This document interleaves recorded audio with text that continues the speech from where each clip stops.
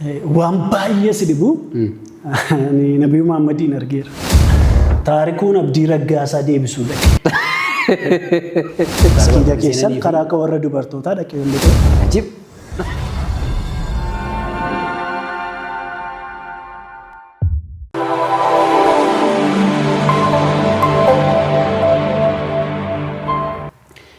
Bismillah, alhamdulillah, assalatu wassalam ala rasulillah, sallallahu alaihi wasallam, amma ba'd.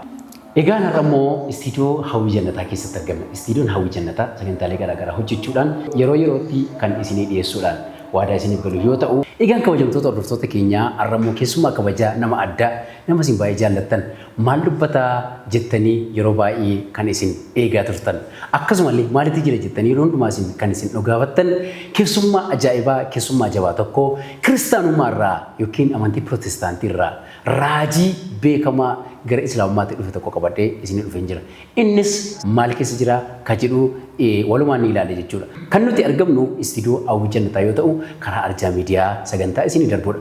Maarree kabajamaa obboleessa keenyaa baga nagaan dhufte anaa dhufu. Mee maqaa keerraa kaasii dhaggeeffattoota keenya wajjin wal barii. Tole, maqaan koo akkuma beekamu Raajii Taarikuudhaan hin beekama. Maqaan maatii koo naa kennee Taarikuu Waaqayyaa Caalaadha. Hojiin koo hojii mana amantaa yookaan wangeela lallabuu irratti hin beekama. Akkasuma cheersi pilaantingii irratti, mishineerii irratti kanaa fi kan kana fakkaatanii nan beekama. Taarikuu ati gara islaamummaatti dhufuu keef maaltu saabsii ta'e akkamitti gara islaamummaatti dhufte? Waan baay'ee si dhibu Nabii Muhammadin argeera. Abjuu kiyyaanii namicha baay'ee bareedaa tokko hojjaa dheeraa reedisaa dheeraa tokko dhufee. Hojjaan dheeraa bareedaa. Taarikuu ka'ii shaadaa qabaddu naan jedha. Akkamitti? Jechuun kee gaariidha. Abjuu kootii nan ka'ee mana keessan deema sosocho'een mana keessa sosocho'een utuu shaadaan qabatiin jechaa siraaxal mustaqiim jedha. Siraaxal mustaqiim maal jechuudha? Maal jechuudha? Wantichi maal jechuudha? Siraaxal mustaqiim jechuun yaa Rabbii karaa sirriirra na qajeelchi jechuudha. Siraaxal mustaqiim. Waaw amazing. Akkasin jedhan ture isaan booda ka'ii shaadaa qabaddu naan jedhu. Eenyutu? Nabii Muhammad. Tole. Isaan booda ashaaduu na jechisiisu. Achib. Duukaan jedha. Jedhee garuu wantichi waan naa galuu dideef akkasin jedhan ture borumtaa isaan ka'ii shaadaa qabaddu. Achaa iba Rabbi. Akkas. Achib. Achib. Waan baay'ee nama dinquudha. Illee argee kan hin beeknedha. Hayyee kaleessa Raajii Taarikuu jedhamuudhaan kan beekamu tajaajila waldaa kiristaanaa kan ta'e maqaa muudamaa Raajii jedhamus kan argate har'a maal keessa akka jiru walumaan ni ilaalla. Mee Raajii Taarikuu har'a maal keessa jirtu? Waaw bareedaadha. Amma kan hin keesseeru gara amantaa Islaamaa dhufeen jira. Achi keessatti yeroo ammaa barnoota irratti hin argama. Baay'ee waan bareedaadha. Gaaffii hundumatti kan ta'aa jirus kanadha. Taarikuu gaafa gara Islaamummaatti dhufte namoonni maaliif gara Islaamummaatti dhufe jedhanii si yaadan? Hin amanne jedhu. Ammayyuu namoonni hin amanin jiru. Taarikuun Abdii Raggaasaa deebisuu dhaqe. Anaan. Anaan gara amantii kiristaanaatti na deebisu. Kiristaantiittis deebisuuf akka dhufetti illee kan yaadaa jiran jiru. Tarii maallaqaan bitamtee natti ergamtee laata? Namni bitee hin jiru. Jechuun jara hojiin hariiroo yookiin wal beekumsa wayii qabda waa malee akkasiin jedhure ati ana deebisuu dhuftee laatan jedhaawan. Namni dhuunfaan jechuu danda'a baasee waa itti dhaga'ame ibsuu danda'a. Garuu dhugaan jiru sana miti. Deebisuu dhuftee immoo haftee laatan jedhaan sitti tole mi'eeffattee manni sitti bu'oomna. Kanaan si deebisaa laata. Baay'ee gaariidha. Taarikuun maallaqaan bitame meeqaan bitame? Namni na bitees hin jiru, namni naa kaffalees hin jiru. Yoo jiraate immoo miidiyaaf iskiriinshooti isaa ergu.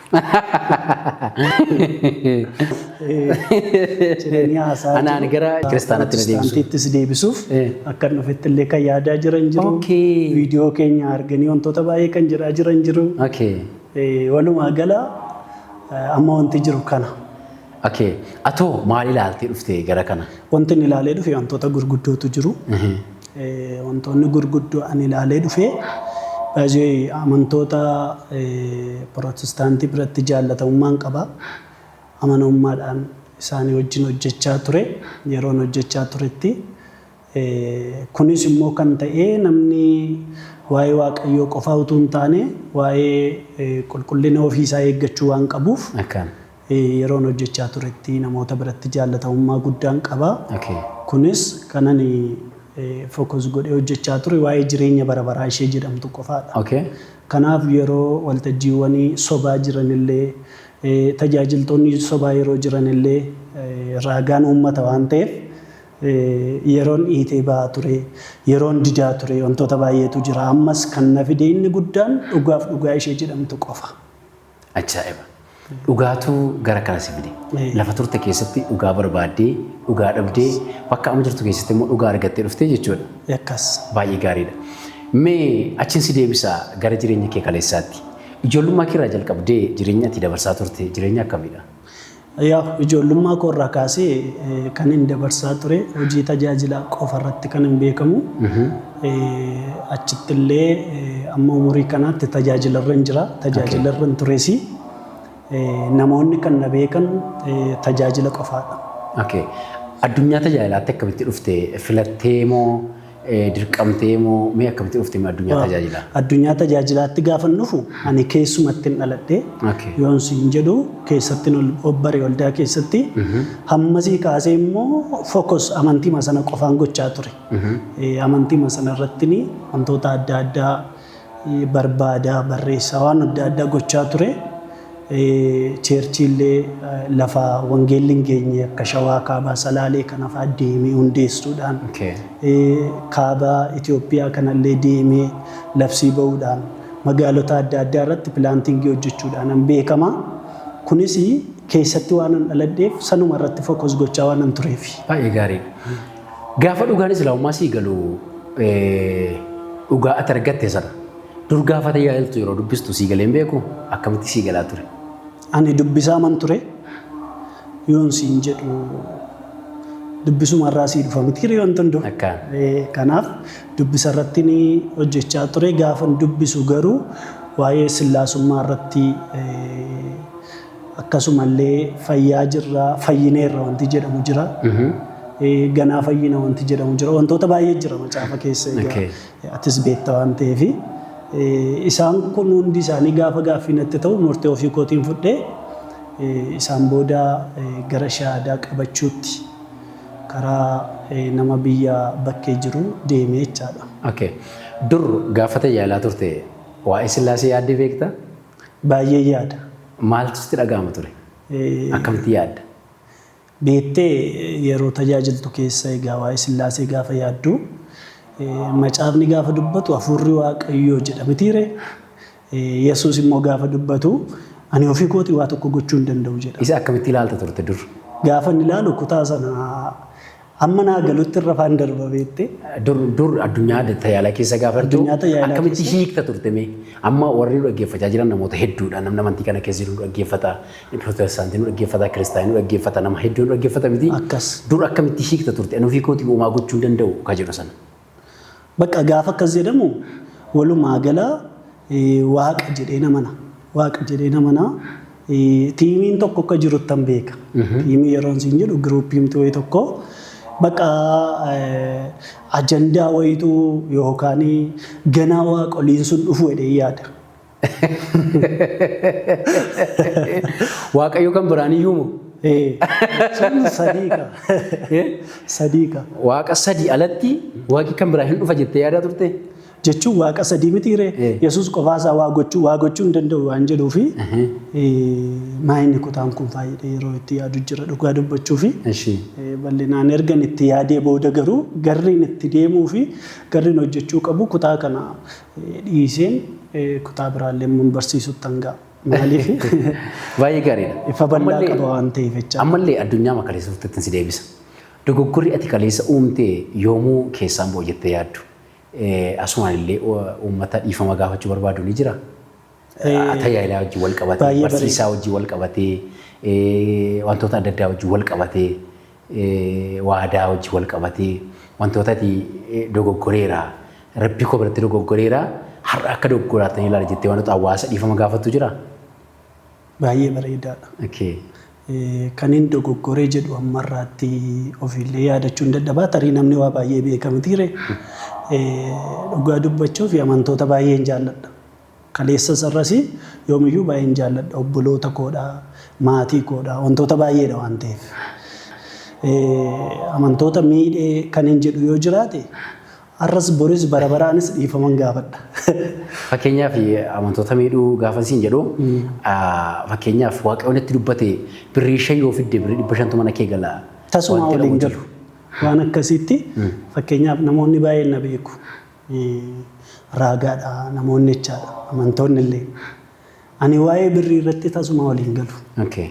Namoota tajaajiltoonni yeroo baay'ee wajjin deemnu ati amantoota nurkaa yaasta waan jedhanii fi gatii waldaannaa gootu yookaan geggeessaa waldaannaa gootu manatti naa kennanii nu duukaan deemeen fayyadanii naanna'an. Geggeessaa jechuun qarshii isaan sii kennanii. Fakkeenyaaf hin deemta mitiire gatii dafqaa yookaan gatii dadhabbii deemee wanti waldaan sappoortis gootu jira.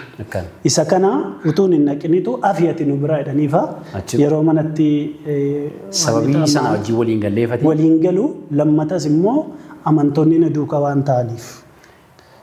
Fakkeenyaaf gabaabumatti sii kaasuu fi bara 2012 ta'e 13 waan akkasii keessa Wallagga Lixaa magaalaa Gullisootti waan nu mudate tajaajilaa beekamaa tokko maqaa dhahuu hin dandeenye fa'aa wajjin dhanne. Namoonni achi illee har'allee borillee raagaadha waan ta'eef gaafa kana tajaajilaan suni uummata sana saamuutti ka'e.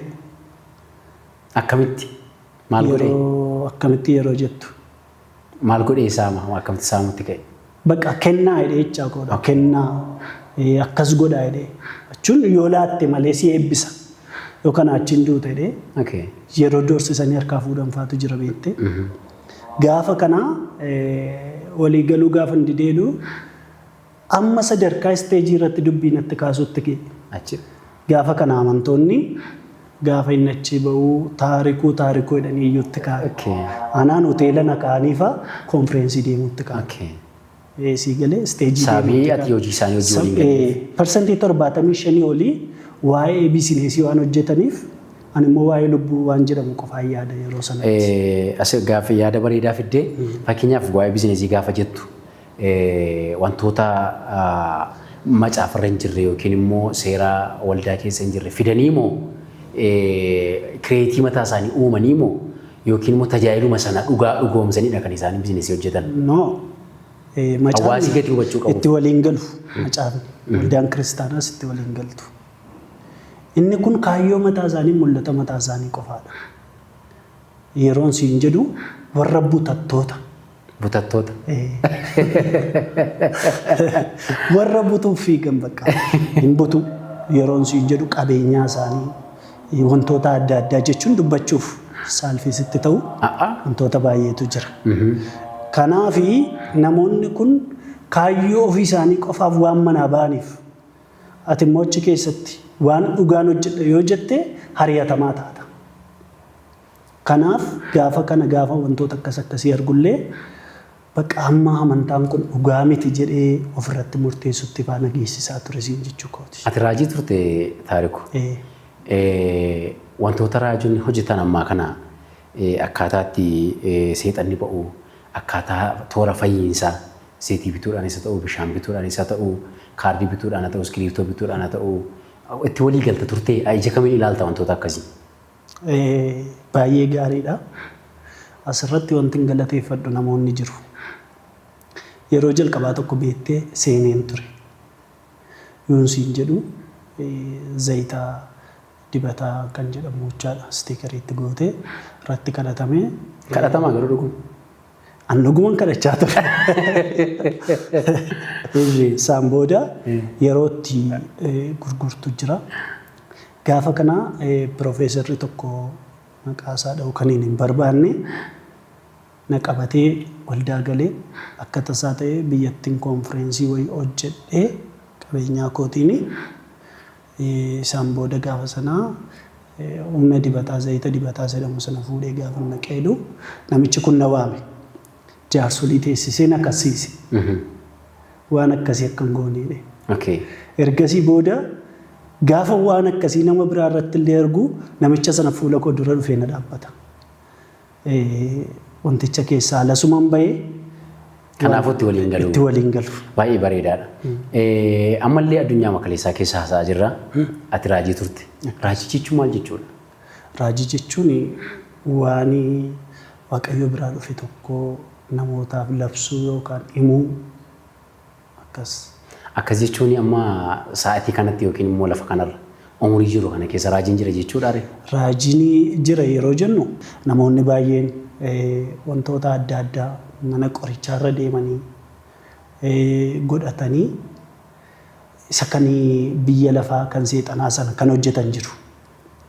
Namoonni baay'een immoo baay'ee utuu hin taane parsantii 100 keessaa 10 kan hin caalle 5 kan hin caalle kun waanuma ta'e tokko kadhatanii arganii kan dubbatan jiru. Ati Waaqayyotti dubbata ture? Afuurri isaa.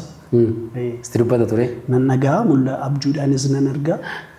Bargixi sagalee isa ofirratti nan nagaa. Har'oo? Har'a yeroo jettu. Amma addunyaa jirtu kana keessatti? Addunyaan amma jiru kana keessattis amma abjuus argaa hin jira ka.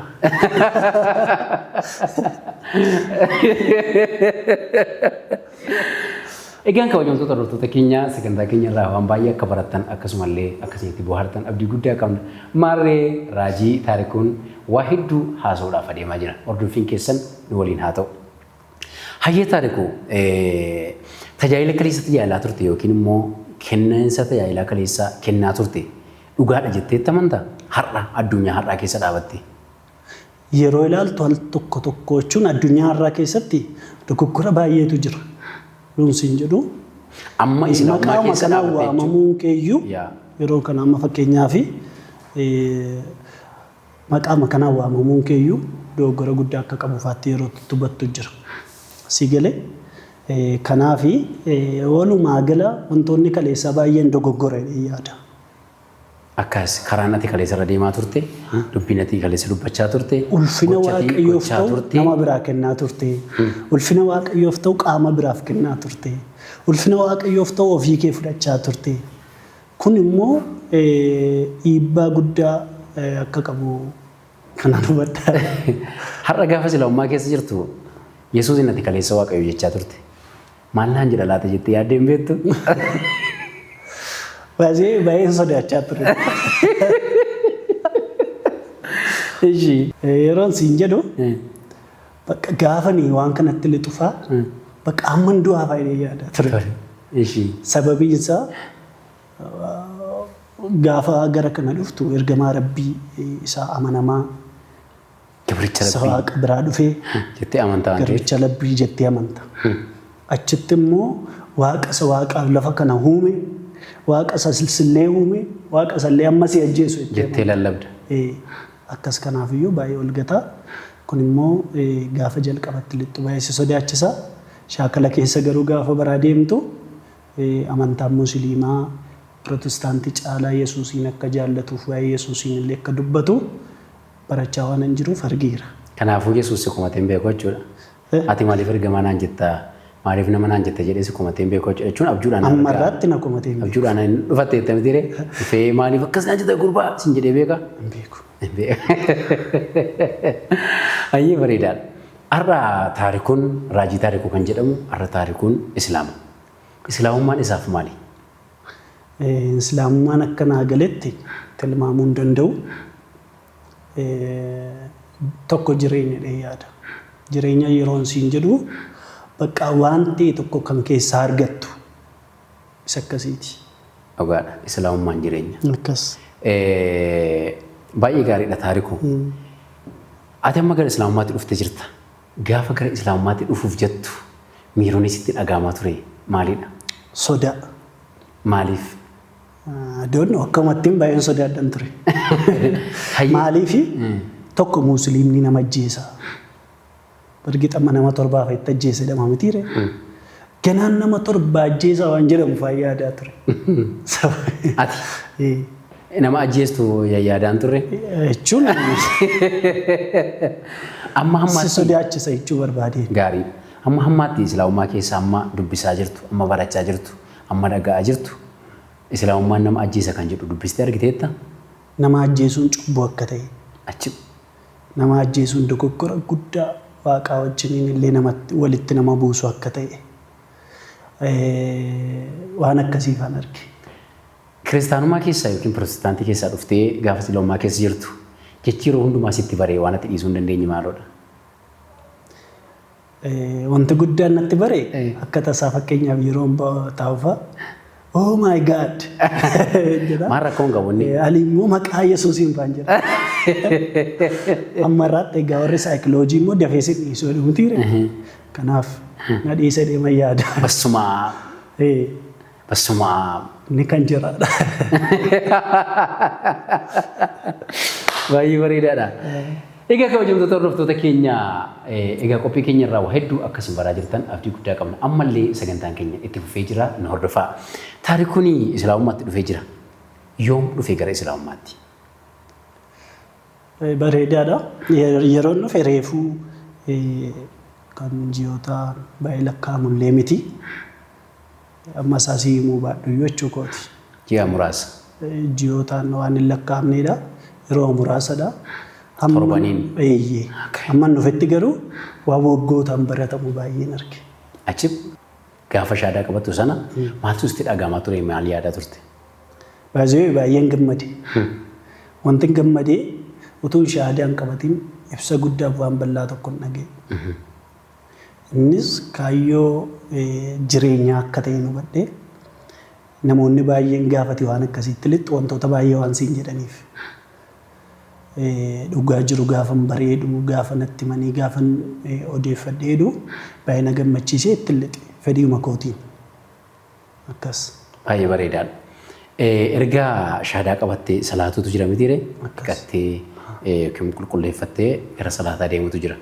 Yeroo jalqabaaf gaafa salaattee mee akkam taate mee fiilingii yookiin miira maaltu? Yeroo jalqabaaf gaafa salaataaf ol galu qophaa'ee deemeen akkuma cheerchiidhaan se'e karaama kan dubartootaan naqee keessa ol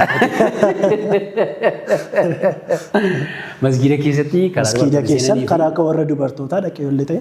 Ajib. Kana akka tasaa ta'ee dafee hin deebi'e. Ati dhiiraaf durbii orma keessa yaa'u wal keessa yaa'u dhufte gaamma hin jiru inni hin jiru baay'ee bareedaadha.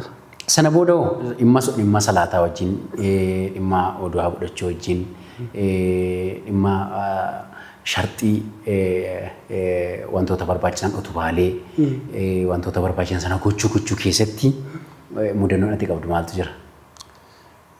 Baay'ee bareedaadha. Mudannoon koo inni jalqabaa gaafa sana baay'ee qorra ture. Baay'ee waan qorruu fi harka fa'aa dhiqachuu jira fuula fa'aa dhiqachuu jira. Markazan jira yeroo sana mana barnootaa seeneetu hin jiru. Garmalee qorra. Buraayyuudhaayi? Buraayyuu. Achi. Gaafa kanaa mucaan tokko jira. Dhufee gaafa inni irra dhaabatee naa buusu dura normaal bishaanuma waanii dheedheen dhiqachuuf gaafa jedheedha. Gaafa garmalee natti qorreeduun akka koo jalaa fudhee ijoollee. Na ilaalanii kolfan ijoollee. Mudannoo kanan qaba. Ajaa'iba. Egaa islaamummaa keessa gaafa dhuftu hirriba raftu boqonnaa hin qabdu ka jedhan hedduutu jira. Akkam dhugumaa kun erga islaamummaa dhuftee utuu hirriba dhabdee beektaa rakkattee beektaa? Na mudatee hin beeku. Numaan rafaa. Ribuma bareedaan rafa. Jedhee yaadaa garuu na mudatee hin beeku. Baay'ee bareeda. Kanaafiyyuu namoonni gaafa islaamummaatti dhufanii boqonnaatu namarraa ka'a, simboon namarraa ka'a, ulfinan namarraa ka'a, hirriba dhabuu, taa'aa bulu warreedhan asumaanuu sobaa. Soba akka ta'e beekamaadha. Baay'ee bareedaadha. Egaa gaafa islaamummaatti dhuftu wantoota hedduu dhabda. Wanta guddaa moo argatta. Inni argattu beekamaadha jannata. Jireenya. Inni dhabdu garuu wantoota hedduudha. Islaamummaa wajjin wal qabatee wantoota itti dhabde. Yookiin immoo chaalenjiin itti dabarsite maaltu jira? Baay'ee bareedaadha. Islaamummaatti gaafa dhufu inni jalqabaa ani dhabee maatiidha. Inni itti aanu obboloota firoota namoota amantaa keessatti jaalala guddaa naa qaban. Isaan kun jaalala naaf qaban irraa kan ka'e gaafan gara amantaa Islaamaa dhufeedho nan dhabe biraa. Inni kaan immoo situ du'e utuu hin taane anatu du'eedhee miiseejii barreessaa bilbilaa. Inni kaan immoo baqa kaayyoo akkati ofiif jiraattu namoonni hin barbaanne baay'ee jiru. Maaliif abdiin akka yaadutti maaf hin bulu kan jedhu. Warroonni akkasii baay'ee dogoggora qabu. Dogoggora jedhee yaada. Garuu namoota baay'een of biraa dhabe. Inni guddaan argadde garuu waa'ee jireenyaadha. Isa kana sirriitti hubadheera, sirriitti baradheera. Isa kana argadheera. Waan baay'ee garuu dhabeera. Keessa ba'anii namoonni na jaallatan, namoonni natti siqan, har'umallee dawwalanii kan wayyoo jedhanii boo'an, kan immoo akkuma keetti uffata kee awwaalle faayidanii. Ati du'eera jedhanii uffata kee awwaalu isa du'eedhanii. Inni du'eera jedhanii namoonni warri kaan uffata koof awwaalaa jiru. Wantoota akkasii baay'eetu jira. Kan na mudate kana, kan na duukaa fiigan na dha'uuf. Baqa wantoota baay'ee jechuun aaktiidhaan argisiisuu kan hin dandeenye wantoota baay'eetu na mudate. Amma kana keessatti garuu kaayyoon bahee fanatu beeka waan ta'eef. Taariku ati gaafa gara Islaamummaa dhuftu wanta ati achi keessaa fidee dhufte tokko illee hin jiru. Amma kana si jibbuun, amma kana si ari'achuun, amma kana isatu du'e jedhanii uffata kee awwaaluu maaliif barbaachise jettee yaadda? Sitti moo fi dhugaa dubbachuufi namoonni baay'een kaleessa ofiif jiraataa turan sun har'allee waa'ee keenya icciitii keenya haasaa jedhanii kan na ari'aaran baay'eedha. Oromtatti kaleessa isaan hordofan kee isaan deeggaraan turre. Isaan deeggaraan turre. Warri immoo baay'een isaanii bilbilanii boo'an, warri baay'een isaanii immoo amma kafana awwaaluutti deeman jibbiinsa amantaa warra qaban. Warri immoo ammas baay'ee boo'anii amma sadarkaa uffata gaddaa uffachuutti deeman warra jaalala naaf qaban. Jaalalli isaan naaf qaban sun garuu miira amantaa tokko keessa kan ta'e qofaadha. Jaalala waan hundaa walitti fudhatu kan hin taane. Wallaalummaa kan of keessaa qabu jechuukooti. Taarikuu ibsa bareedaa nuu laattee jirta. Amma erga gara Islaamummaatti dhuftee torban 3-4 lakkaa'amaa jira jechuudha. Akkas. Kana keessatti rakkinni kaleessa ati Islaamummaa keessa jira jettee yaadaa turte. Islaamummaa ittiin jibbaa turte. Islaamummaa keessatti agarteetta? Yeroo jettu. Fakkeenyaaf Islaamummaan dursiif maal ture? Ani ari'ataa Islaamaan ture baay'ee. Maaliif? Maaltu Islaamummaa maal godha jettee waa yaadduuf? Tokko Islaamummaan nama bita jedhama. Lammatallee wangeelarra ejjetanii jechuun Baayibilii jechaadha. Akkaan? Ajjeesee. Akka waan siirii. Qoricha afaan namatti godha. Qoricha waan namatti godhu. Bakka harkaan faan qabinaa jedhu mitiire. Kana agarteettaa jechuu barbaade. Erga gara Islaamummaatti dhuftee si'a tokko kana keessatti nama wangeelarra si ejjechiise, nama xonqolaa sitti hojjete yookiin si hojjechiise, nama siirii yookiin immoo qoricha adda addaa sitti godhe yookiin namatti godhe sitti kenne agartee beektaa masgiida keessattis ta'e iddoo adda addaatti. Muslimmaa keessatti, Islaamummaa keessatti kan hin arge already namni kamiyyuu waaqa isaa qofaa akka kadhatu. Yeroo gabba'u yeroo ol galu waa'ee quraanaa hadiisaa qofaa akka yaadu kana argeera. Inni itti aanu garuu kan inni achi keessatti argee baay'ee jaalladhee waliif yaaduudha. Kan wantoota akkas akkasii obbolummaan akka itti dhaga'amu namoota hedduu biratti argeera. Sibituufanii qarshiin ittiin sibituun qabu. Gatiin kee guddaa waan ta'eef. Namnis immoo dhimma amantaa irratti hin bitamu gurguramu. Garuu namni waan itti fakkaate jechuu danda'a. Hin bitamnes, hin gurguramnes, hin bitamus ani anuma. Ati atuma. Ati hoolaas miti. Ati reettis miti. Ati hindaaqqoos miti. Namni hin bitamu. Namni kamiyyuu na bituuf gatii koo hin danda'u. Ani saba koof hawaasa koof qaaliidha. Hedduu namatti tola. Egaa kabajamtoota hordoftoota keenya qophii keenyarraa waa hedduu akka barattan akkasumallee waa hedduu akka itti yaaddan shakkii takka illee hin qabnu. Egaa kan argamnu istiidiyoo Hawwii Jannataa karaa Arjaa miidiyaa kan isinii darbudha. Maarree dhumarratti dhaamsa ati dhaamtu yoo jiraate maaltu jira? Dhaamsi hin qabu dhaamsa inni jalqabaaf inni guddaan namni kamiyyuu dhaabbatee akka of ilaalu jechuun karuma kamiin iyyuu amantaa reeruu irratti dhaabbatee akka of ilaalu akka dubbisu dhugaa jiru tokko akka baru isa kana nama kamiifiyyuu nan dhaama. Sitti mee kaleessa ariyataan ture. Har'a immoo islaamummaa duukaa hojjechuuf siigalee namoota baay'ee irra gara islaamummaatti waamuu fi onneeffadhee ka'ee jira. Waa'ee kanarratti yoo ji'oota muraasa booda tokkichummaa rabbii waan jedhu kitaaba of danda'ee hojjechaa jira. Gadi hin baasa yoo rabbeedhe. Inshaallah rabbi si haa gargaaru. Dhumarratti waamichi ati hiriyoota kee kaleessa yookiin tajaajiltoota warra kaleessa wajjin tajaajilaa turteef waamichi ati gootu jira? Waamichi ani godhu gabaabumatti namoonni qaamaanis wal beeknu qaamaanis wal hin beekin ni ijoon namni kamiyyuu gara amantaa musliimaa akka dhufuuf dhaamsan qaba. Lafa jiranitti immoo baay'een isaan jaalladha. Eenyuun? Tajaajiltootuma sanallee amantoota sanallee obboleessa maatiidha waan ta'eef baay'een jaalladha iddoon qabaa fi mana danda'ame garuu akka isaan as dhufan hawwii kooti. Ati baay'ee jaallatta isaan as jaallatu jettee yaadda? Hin beeku.